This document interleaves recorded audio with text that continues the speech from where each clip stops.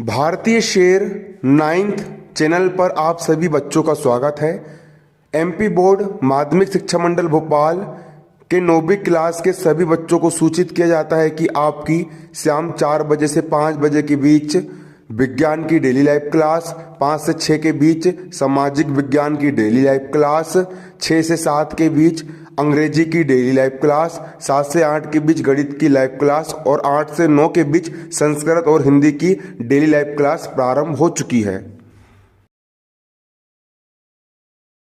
देखो, कक्षा 9वीं का अध्याय 10 व्रत, कक्षा 9वीं का अध्याय 10 व्रत क्लियर। कक्षा 9वीं का अध्याय 10 अपना व्रत चल रहा है। व्रत की प्रश्नावली क्या पढ़ रहे हैं अपन? 10.4 पढ़ रहे हैं। क्या पढ़ रहे हैं? 10.4 10.4 प्रश्नावली 10.4 का प्रश्न पहला प्रश्न इंपॉर्टेंट प्रश्न। इस प्रकार के प्रश्न परीक्षा में अक्सर पूछे जाते हैं। 5 सेंटीमीटर तथा 3 सेंटीमीटर की त्रिज्या वाले दो वृत्त दो बिंदुओं पर प्रतिच्छेद करते हैं। 5 सेंटीमीटर त्रिज्या वाले एक वृत्त है। इस वृत्त की त्रिज्या है 5 सेंटीमीटर। इस वृत्त की त्रिज्या कितनी है? 5 सेंटीमीटर। और ये दूसरा वृत्त है, ये इस दूसरे वृत्त का केंद्र हो गया है। इसको हल्का सा अंदर खिसका के बना लेना। ये क्या है? केंद्र है। ठीक, ये दूसरे वृत्त का केंद्र है। इसकी त्रिज्या दी है 3 सेंटीमीटर। त्रिज्या किसको बोलते हैं? केंद्र को परिधि से मिलाने वाली रेखा त्रिज्या कहलाती है। केंद्र को परिधि से मिलाने वाली रेखा त्रिज्या कहलाती है। इस वृत्त की त्रिज्या है 5 सेंटीमीटर और इस वृत्त की त्रिज्या कितनी है? 3 सेंटीमीटर। दो बिंदुओं पर प्रतिच्छेद करते हैं और ये दोनों वृत्त एक दूसरे को दो बिंदुओं पर काटते हैं। देखो, ये हो गया पहला वृत्त और ये हो गया दूसरा वृत्त। ये दोनों वृत्त एक दूसरे को दो बिंदु पर काट रहे हैं। पहला बिंदु ये हो गया, इस बिंदु को मैंने P नाम दिया। दूसरा बिंदु ये हो गया, इस बिंदु को मैंने क्या नाम दिया? Q नाम दिया। क्या नाम दिया? Q नाम दिया। उनके केंद्रों के बीच की दूरी 4 सेंटीमीटर है। ये वाला वृत्त, इसका केंद्र O और इस वृत्त का केंद्र O' माना गया है। और इन दोनों वृत्त के केंद्रों के बीच की दूरी कितनी है? 4 सेंटीमीटर है। दोनों वृत्त के केंद्रों के बीच की दूरी कितनी है? 4 सेंटीमीटर है। केंद्र O और O' के बीच की दूरी 4 सेंटीमीटर है। उभयनिष्ठ जीवा की लंबाई ज्ञात करो। तो उभयनिष्ठ जीवा की लंबाई ज्ञात करना है। जीवा किसको बोलते हैं? वृत्त पर स्थित किन्हीं भी दो बिंदु को मिलाने वाली रेखा जीवा कहलाती है। इस वृत्त के लिए भी PQ एक जीवा है और इस वृत्त के लिए भी PQ एक जीवा है। तो जो PQ जीवा है वो उभयनिष्ठ जीवा है, क्योंकि PQ जीवा इस वृत्त के लिए भी वही काम कर रही है और इस वृत्त के लिए वही काम कर रही है। तो इस उभयनिष्ठ जीवा की लंबाई कितनी है? इस जीवा की लंबाई बताना है। हालांकि वो चित्र में देख के समझ में आ रहा है, अगर ये 3 की है तो नीचे भी 3 की हो गई। 3 और 3 कितने हो गए? 3 और 3 कितने हो गए? मौखिक आंसर निकाल लिए तुम लोगों ने, है ना, डायरेक्ट। लेकिन डायरेक्ट अपन लिखेंगे तो दिक्कत बन जाएगी, इसलिए इसको पूरा प्रूव करना पड़ेगा। प्रूव करने के साथ लिखना पड़ेगा, नहीं तो बच्चा बता सकता है ये 3 की हो गई और ये 3 की हो गई। 3 और 3 कितने हो गए? 6। ये आ गया आंसर 6। लेकिन ऐसा नहीं। देखो हल, सबसे पहले जो प्रश्न में दिया जाता है ना, उसको वहीं से देख करके नीचे लिखा जाता है प्रश्न। ये इसको याद नहीं किया जाता। चित्र को देखो, चित्र देख के लिखते जाओ। प्रश्न को देख करके चित्र बना लिया अपन ने पहले, है ना। तो देखो, दिए हुए वृत्त के केंद्र क्रमशः O तथा O' है। माना दिए हुए वृत्त, पहले वृत्त का केंद्र हो गया O और दूसरे वृत्त का केंद्र हमारा क्या हो गया? O' हो गया। क्या हो गया? O' हो गया। क्लियर। पहले वृत्त का केंद्र हमारा O हो गया और दूसरे वृत्त का केंद्र हमारा O' है, जिनके बीच की दूरी O' बराबर 4 सेंटीमीटर है। और इन दोनों केंद्रों के बीच की दूरी O' बराबर O और O' के बीच की दूरी कितनी है? 4 सेंटीमीटर है। दोनों के केंद्र के बीच की दूरी O' बराबर कितनी है? 4 सेंटीमीटर है। एक वृत्त एक दूसरे को P और Q दो बिंदुओं पर प्रतिच्छेद करते हैं। ये वाला वृत्त और ये वाला वृत्त, ये दोनों वृत्त एक दूसरे को बिंदु P और बिंदु Q पर प्रतिच्छेद करते हैं। एक बिंदु हो गया P और दूसरा बिंदु हो गया Q। बिंदु P और बिंदु Q दो बिंदुओं पर प्रतिच्छेद करते हैं। चित्र पढ़ रहा हूं मैं, लिख रहा हूं, मन से नहीं कर रहा हूं। सबसे पहले कि O और O' केंद्र है, इन दोनों की बीच की दूरी 4 सेंटीमीटर हो गई, इनकी त्रिज्या 5 सेंटीमीटर और 3 सेंटीमीटर है, तथा वृत्तों की त्रिज्या है, वृत्त की त्रिज्या है। पहले वृत्त की त्रिज्या O से लेकर P तक की दूरी, केंद्र से लेकर के परिधि तक की दूरी OP बराबर 5 सेंटीमीटर, OP बराबर 5 सेंटीमीटर। और दूसरे वृत्त की त्रिज्या O'P, केंद्र और परिधि तक की दूरी O'P बराबर कितनी, 3 सेंटीमीटर, बराबर 3 सेंटीमीटर। अब यहां पर एक गौर से देखेंगे तो यहां पर एक त्रिभुज बन रहा है। त्रिभुज क्या बन रहा है, O'P बना त्रिभुज। त्रिभुज किसे कहा जाता है, तीन भुजाओं से मिलकर बनी आकृति त्रिभुज कहलाती है। O'P, O'P एक त्रिभुज बन रहा है।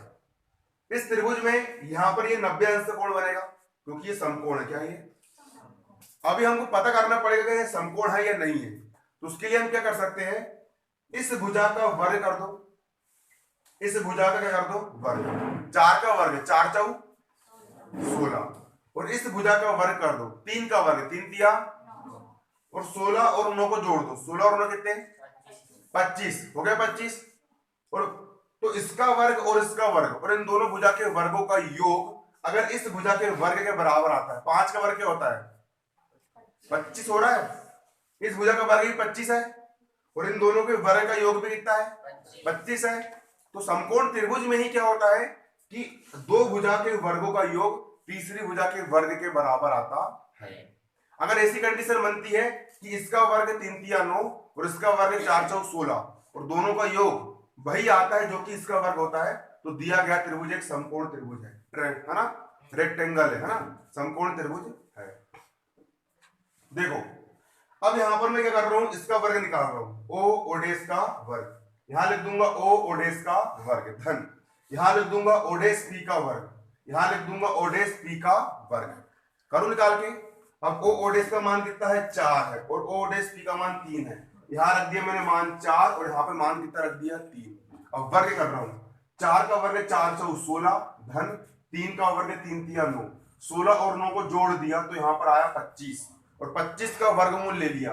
25 किसका वर्गमूल होता है, 5, 5 की घात 2 को 25 लिख सकते हैं, क्योंकि 5 25 होता है, तो 25 को हम 5 की घात 2 लिख सकते हैं। और 5 क्या है, 5 है OP का मान यहाँ पर 5 है, तो 5 को 5 लिखो या OP लिखो, बात बराबर ही है। तो 5 को मैंने OP लिख दिया, घात 2 का यहाँ पर हो गया घात 2। मतलब कि इन दो भुजा के वर्गों का योग एक भुजा के वर्ग के बराबर है। इन दो भुजा के वर्गों का योग इस भुजा के वर्ग के बराबर है, अतः पाइथागोरस का प्रमेय लागू होता है। और पाइथागोरस का प्रमेय सिर्फ और सिर्फ समकोण त्रिभुज पर लागू होता है। अतः दिया गया त्रिभुज एक समकोण त्रिभुज है। O'P त्रिभुज O'P एक समकोण त्रिभुज है। क्या है, एक समकोण त्रिभुज है। और समकोण त्रिभुज में क्या होता है, ये कोण बनता है 90 अंश का, मतलब कि ये रेखा लंब होगी। क्या होगी, ये रेखा लंब होगी। मतलब कि O'S जो है, भुजा O'S जो है वो PQ पर खड़ी है। O'S जो है वो PQ पर लंब है। O'S जो है वो है ना, PQ पर क्या है, वो लंब है। O'S जो है वो O'P इस भुजा पर O'P पर क्या है, लंब है। O'P पर क्या है, ये लंब है। चूंकि उभयनिष्ठ जीवा PQ छोटे वृत्त के केंद्र O'S से जाती है। चूंकि उभयनिष्ठ जीवा PQ, चूंकि उभयनिष्ठ जीवा PQ, चूंकि उभयनिष्ठ जीवा PQ, चूंकि उभयनिष्ठ जीवा PQ छोटे वृत्त के केंद्र O'S से जाती है। छोटा जो वृत्त है, छोटा वाला जो वृत्त है, उसका जो केंद्र O'S है, उस केंद्र से होकर के जाती है। जा रही है क्या, नहीं जा रही है, जा रही है। ये जो जीवा है इस छोटे वृत्त के केंद्र से होकर जा रही है, और जो जीवा केंद्र से होकर के जाती है उसको अपन क्या बोलते हैं, व्यास बोलते हैं। तो जो PQ है वो छोटे वृत्त का क्या हो जाएगा, व्यास हो जाएगा। इसीलिए PQ छोटे वृत्त का क्या है, व्यास है। जो PQ है आपका वो छोटे वाले वृत्त का क्या है, व्यास है। और व्यास का मान कैसे निकालते हैं? व्यास जो होता है वो त्रिज्या का दुगना होता है।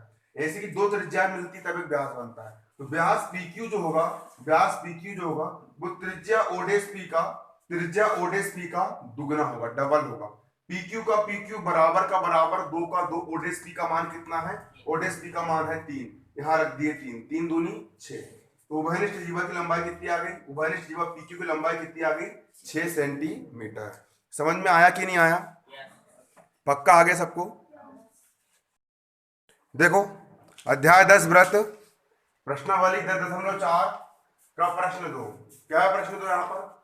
यदि एक व्रत की दो समान जीवाएं, यदि एक व्रत की दो समान जीवाएं, ये हो गया एक व्रत और एक इस व्रत की दो समान जीवाएं। समान जीवाएं मतलब बराबर जीवाएं। जितनी बड़ी जीवा इसकी AB है उतनी बड़ी जीवा इसकी क्या होगी? CD भी होगी। व्रत की दोनों जीवाएं कैसी है? समान या बराबर है। AB जीवा की लंबाई और CD जीवा की लंबाई, दोनों जीवा की लंबाई कैसी है? बराबर है। व्रत के अंदर परस्पर प्रतिच्छेद करे और ये दोनों जीवा एक दूसरे को प्रतिच्छेद कर रही है, मतलब काट रही है, क्रॉस कर रही है। परस्पर क्या करे? प्रतिच्छेद करे।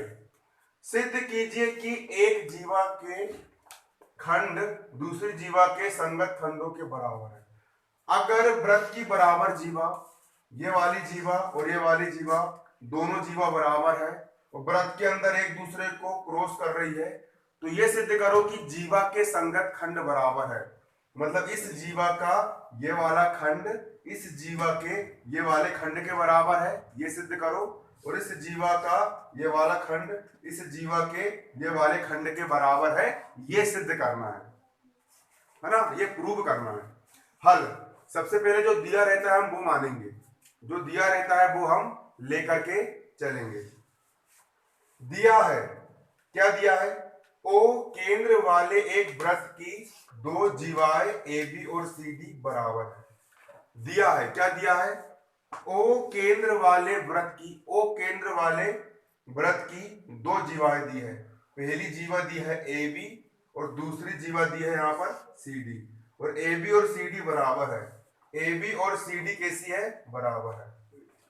परस्पर E बिंदु पर प्रतिच्छेद करती है और ये दोनों की दोनों जीवाएं AB और CD एक दूसरे को बिंदु E पर प्रतिच्छेद करती है।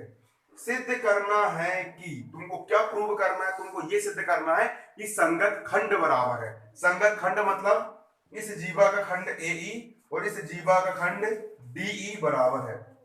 AE और DE बराबर है। कौन लड़की बात कर रही है? तुम्हारी आवाज कितने बार समझाऊंगे? पूरा फोकस यहां पे लगाओ ना। ये आएगा पेपर में। बाजू में जो बैठी उसका चेहरा नहीं बनाना है अपन को, उसकी डिजाइन नहीं बनाना पेपर में। पूरा फोकस यहां पे रखो। ये आएगा पेपर में। 9वीं क्लास है, 150 एडमिशन करवाते हैं, बाकी सब निपट जाते हैं। पढ़ लो अभी अच्छे से। अभी तो मार ली नकल, देख के भी नहीं लिख पाए पेपर में। सामने किताब खुली थी तब भी नहीं लिख पाए। किताब खुली थी, गाइड खुली थी, तब भी ढूंढ भी नहीं पाए। जब बाथरूम में वहां 3 घंटे में अंदर उठा देंगे, क्या करोगे? वहां एक पर्यवेक्षक लगा रहेगा कि बाजू वाले से बात भी ना कर पाए। अब लिखना है वहां 3 घंटे में पेपर हल करना है। ये आएगा पेपर में। कैसे करना है? इस जीवा का खंड AE और इस जीवा का खंड ED बराबर है। AE और ED बराबर है। और इस जीवा का खंड EB और इस जीवा का खंड CE बराबर है। EB और CE क्या है? बराबर है। अब रचना, हमने रचना मतलब हमने अपने तरफ से क्या कार्य? देखो रचना, O से OM लंब AB खींचा। केंद्र O से OM एक लंब खींचे। किस पर खींचे? AB पर एक लंब खींचे। किस पर लंब खींचे? AB पर हमने एक लंब खींचे, मतलब 90 डिग्री का कोण बनेगा। और केंद्र O से CD पर एक लंब खींचे, वो क्या है? तुम्हारा ON है। केंद्र O से CD जीवा पर एक लंब ON खींचे। क्या खींचे? एक लंब ON खींचे, है ना? ON लंब CD खींचिए। ON लंब खींचे, किससे खींचे? CD से खींचे। ON लंब CD खींचिए तथा OE को मिलाइए। और हमने अपनी तरफ से क्या करे? O से लेकर के E तक की भुजा को हमने यहां पर डेड करके मिला दिए। अब उपपत्ति, उपपत्ति मतलब अब हमारा मेन व्यंजक अब शुरू होता है। समकोण त्रिभुज ओ एम ई तथा ओ एन ई में, अब यहां पर चूंकि हमने लंब खींचे हैं, ओ एम जो है वो ए बी पर लंब है, तो देखो यहां पर दो समकोण त्रिभुज बने। पहला समकोण त्रिभुज ये वाला बना, ये, क्योंकि ये कोण 90 अंश का है, मतलब समकोण त्रिभुज ये वाला बना, और दूसरा समकोण त्रिभुज ये वाला बना, ये कोण 90 अंश का है ना। अब दोनों त्रिभुज में इस त्रिभुज का ये हो गया लंब, ये हो गया आधार और ये हो गया कर्ण। इस त्रिभुज का ये वाला कर्ण OE और इस त्रिभुज का ये वाला कर्ण OE दोनों बराबर है। इस त्रिभुज का कर्ण OE और इस त्रिभुज का कर्ण OE दोनों बराबर, क्योंकि उभयनिष्ठ है। उभयनिष्ठ है मतलब दोनों के लिए समान काम कर रहा है, इसके लिए भी OE, इसके लिए भी OE, उभयनिष्ठ है। इस त्रिभुज का की ये वाली भुजा, इस त्रिभुज की भुजा OM और इस त्रिभुज की भुजा ON दोनों भुजा बराबर। क्यों बराबर है? एक प्रमेय मैंने कल पढ़ा था कि अगर जीवाओं की लंबाई बराबर है, ये वाली जीवा इस जीवा के बराबर है, अगर जीवाओं की लंबाई बराबर है तो इन जीवाओं की केंद्र से दूरी, इन जीवाओं की केंद्र से दूरी भी कैसी होगी? बराबर होगी। इसीलिए OM और ON बराबर हो जाएगा। इस त्रिभुज में OM और इस त्रिभुज में ON दोनों बराबर हो जाएंगे। बराबर जीवाएं केंद्र से बराबर कोण बनाती है। और जब एक त्रिभुज की दो भुजाएं बराबर हो, ये वाली भुजा इस भुजा के बराबर हो और ये वाली भुजा इस भुजा के बराबर हो, जब एक त्रिभुज की दो भुजा दूसरे त्रिभुज की दो भुजा के बराबर हो, है बराबर, जब एक त्रिभुज की दो भुजा दूसरे त्रिभुज की दो भुजा के बराबर हो तो तीसरी भुजा अपने आप बराबर हो जाएगी। मतलब दोनों त्रिभुज कैसे होंगे? बिल्कुल एक दूसरे के बराबर होंगे, रंग रूप आकार गुण सब में क्या होंगे? बराबर होंगे। मतलब दोनों त्रिभुज कैसे होंगे? सर्वांग सम होंगे।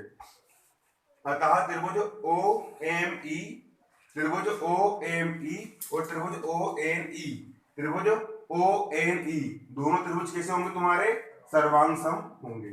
अब दोनों त्रिभुज सर्वांग सम है तो सर्वांग सम त्रिभुज की संगत भुजाएं बराबर होती है। मतलब इस त्रिभुज की भुजा ME और इस त्रिभुज की भुजा NE, ये दोनों भी क्या हो जाएगी? बराबर हो जाएगी। इस त्रिभुज की भुजा ME और NE क्या हो जाएगी? बराबर हो जाएगी। और इसको मैंने समीकरण 1 नाम दे दिया। फिर उसके नीचे है ना, फिर देखो दे दिया। अब चूंकि AB बराबर है CD के, हमको सवाल में दिया गया है कि दोनों जीवाएं बराबर है। जीवा AB की लंबाई और जीवा CD की लंबाई, जीवा AB और जीवा CD दोनों जीवा कैसी है तुम्हारी? बराबर है। जीवा AB और जीवा CD दोनों कैसी है? बराबर है। और जब ये दोनों बराबर है, AB और CD क्या है? बराबर है बराबर, है बराबर। और इसके साथ साथ ये भी वृत्त का केंद्र और ये भी, ये वृत्त का केंद्र, इससे भी इसमें लंब डाले, ये वृत्त का केंद्र, इसमें भी इसी का कार्य अपन ने लंब डाले। तो वृत्त के केंद्र से जीवा पर डाला गया लंब जीवा को समद्विभाजित करता है, दो बराबर भागों में बांटता है। ये वाला भाग और ये वाला भाग, दोनों भाग कैसे होंगे? बराबर होंगे। लेकिन तुमको चित्र में छोटा दिख रहा है, बड़ा दिख रहा है, ऐसा इसलिए दिख रहा है क्योंकि मैंने अंडा बना दिया हूं। तुम लेकिन प्रकार से बनाना वृत्त, कैसे बनाना? प्रकार से। तो ये दोनों भाग कैसे आएंगे? बराबर आएंगे। क्लियर? दोनों भाग कैसे आएंगे? बराबर आएंगे। तो देखो इसका इस जीवा का AM और इस जीवा का DM दोनों बराबर हो जाएगा। जितना बड़ा ये उतना ही बड़ा ये। AM और DN क्या हो जाएगा? बराबर हो जाएगा। AM और DN क्या हो जाएगा? बराबर हो जाएगा। और BM यहां से यहां तक बात नहीं है, यहां से यहां तक BM, इसका ये BM और इसका CN भी क्या हो जाएगा? बराबर हो जाएगा। BM और CN भी क्या हो जाएगा? बराबर हो जाएगा। इसको मैंने समीकरण 2 नाम दे दिया। अब समीकरण 1 क्या नाम दिया अपन ने? समीकरण 1 नाम दिए ME और NE बराबर है, ME और NE बराबर है, तो समीकरण 1 नाम दिए। उसके बाद BM और इसका नीचे से BM और CN बराबर है, तो समीकरण 2 नाम दिए। BM और CN बराबर समीकरण 2 नाम दिए। अब कुछ नहीं करना है, एक बार समीकरण 1 और समीकरण 2 को जोड़ दो और एक बार समीकरण 1 और समीकरण 2 को घटा दो। सबसे पहले समीकरण 1 और समीकरण 2 को मैं जोड़ूंगा। समीकरण 1 है तुम्हारा एमी बराबर एनी और समीकरण 2 है तुम्हारा बीएम बराबर सीएल। दोनों को जोड़ूंगा, बराबर के इस तरफ वाले से बराबर के इस तरफ वाला जुड़ेगा, तो एम ई से बीएम जुड़ जाएगा। एम ई से क्या जुड़ जाएगा तुम्हारा, देखो यहां पर तुम्हारा क्या जाएगा, ए एम,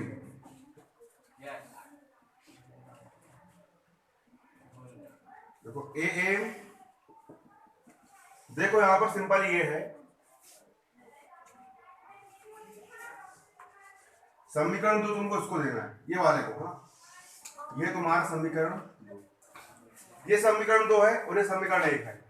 दोनों को मैं जोड़ रहा हूं, बराबर किस तरफ वाले से बराबर किस तरफ वाला जुड़ जाएगा, मतलब कि इस तरफ ए एम से इधर का एम ई जुड़ जाएगा, ए एम से एम ई जुड़ जाएगा, बराबर का बराबर, बराबर किस तरफ वाले डीएन से बराबर किस तरफ वाला एन ई जुड़ जाएगा, डीएन से क्या जुड़ गया, एन ई जुड़ गया, जुड़ गया। अब ए एम धन एम ई, चित्र में देखो ए एम धन एम ई, फिर से ए एम धन एम ई, इतना धन इतना बराबर इतना पूरा हो जाएगा, तो ए एम धन एम ई बराबर ए ई हो जाएगा। ये क्या होगा तुम्हारा, ए ई हो गया, बराबर का बराबर, डी एन धन एन ई, ये हो गया तुम्हारा डी एन धन एन ई, इतना धन इतना बराबर इतना हो जाएगा। इसको हम क्या लिख सकते हैं, डी ई लिख सकते हैं, क्या लिख सकते हैं, डी ई लिख दिए। तो एक खंड बराबर आ गया, यही सिद्ध करना था ना कि इस जीवा के संगत खंड बराबर है, मतलब कि ए ई और डी बराबर है, ए ई और डी बराबर, कर दी सिद्ध, ए ई और डी क्या है, बराबर है। अब क्या करेंगे हम, एक बार समीकरण 1 में से समीकरण 2 को हम घटा देंगे। कैसे घटाएंगे, बराबर के इस तरफ वाले से बराबर का इस तरफ वाला घटेगा, इसमें आवाज आई ना, भागमो कर ना, पूरा फोकस यहाँ पे लाओ ना। 1 घंटे कॉन्सेंट्रेट नहीं बना पा रहे हो, घर में क्या पढ़ाई करते होंगे तुम लोग, घर में पढ़ने के लिए बैठते हो तो 3 घंटे के लिए बिल्कुल फोकस रखना चाहिए। घर में कोई चिल्लाए, घर में कोई हल्ला करे, चाहे घर में कोई टीवी चलाए, उससे कोई मतलब नहीं।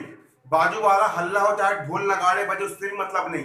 सिर्फ मतलब किससे, हम घर में बैठे किताब खोल करके, है ना, टीवी बजे या घर में हमको कोई आवाज लगाए, कुछ नहीं सुनना है, बाजू में भले कोई हल्ला करे, पूरा फोकस किसमें, ओनली फॉर गणित का सवाल करने में। 3 घंटे डेली 3 घंटे गणित करना पड़ेगा, तब गणित में 100 में 100 नंबर आते हैं। क्योंकि यहाँ पे समझोगे घर चल जाओगे, कुछ नहीं होने वाला। आ रहा समझ में, ऐसा होता है। अब समीकरण 1 तुम्हारा ये वाला हो गया और समीकरण 2 तुम्हारा ये वाला हो गया। अब हम क्या करेंगे, समीकरण 1 में समीकरण 2 को हम घटा देंगे, बराबर के इस तरफ वाले से बराबर का इस तरफ वाला घटेगा और बराबर के उस तरफ वाले से बराबर का उस तरफ वाला घटेगा। बराबर किस तरफ, यहाँ पर क्या है, एम ई है ना, देखो बराबर किस तरफ यहाँ पर क्या है, एम ई है, और बराबर किस तरफ यहाँ पर क्या है, एम है। क्लियर, क्या है, एम है। तो देखो C N, C N, C N कहाँ तुम्हारा, सी एन तुम्हारा ये है, सी एन तुम्हारा ये, देखो सी एन से क्या घट गया तुम्हारा, ई एन घट गया, ई एन घट गया। देखो अब कुछ नहीं करना, यहां पर ये देखो सी एन, देखा C N, C N, C N और बी एम बराबर है, क्या बराबर है, सी एन और बी एम क्या है तुम्हारा, बराबर है। सी एन और बी एम क्या तुम्हारा बराबर है, और एन ई और एम ई भी बराबर है, एन ई और एम ई भी क्या है, बराबर है बराबर। तो एक बार मैं सी ए, देखो सी एन में से अगर मैं एन ई को हटा दूंगा तो क्या बचेगा, सी ई बचेगा। सी एन में से मैं अगर ई एन को हटा दूं, इतनी चॉकलेट में से इतनी चॉकलेट खा लूं तो इतनी चॉकलेट बचेगी। सी एन में से ई एन को घटा दिया, सी एन में से ई एन को मैंने क्या कर दिया, घटा दिया, क्या कर दिया, घटा दिया। तो सी एन में से एन ही घट गया तो क्या बचा, सी बचा, क्या बचा, सी बचा, बराबर का बराबर। इसी प्रकार बी एम में से, इतने में से अगर मैं एम ई को हटा दूं तो बी बचेगा, बी एम में से मैंने ई एम को हटा दी, क्या बचा, बी बचा। मतलब इस जीवा का संगत खंड सी और इस जीवा का संगत खंड बी, सी और बी भी क्या है, बराबर है।